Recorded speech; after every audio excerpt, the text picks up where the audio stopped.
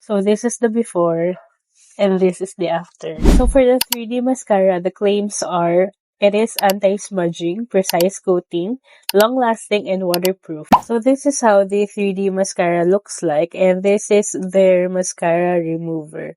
And for one mascara, you get 3 grams of their product. And if you open it, so this is how the wand looks like. So it's a metal rod. It has a very precise structure there.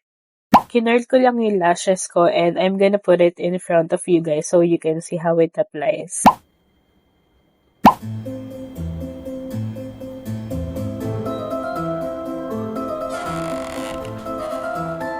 So this is only for one coat of mascara on my eyes.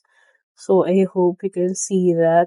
For me, I usually build it up until 3 coats since I don't really like wearing falsies so much. So mascara lang talaga yung nilalagay ko for most of my looks. So I'm gonna do that here. So this is the second coat. This is how it looks like with 3 coats on the upper lashes. And for the lower lashes, 1 coat only.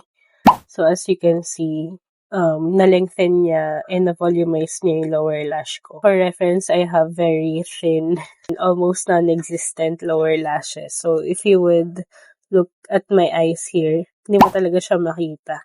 And usually, struggle ko talaga maglagay ng mascara on the lower lashes. But for this, I think it's easier with the applicator nito. So this is the before and this is the after. So I'll just finish the other side and I'll be back with the rest of my review.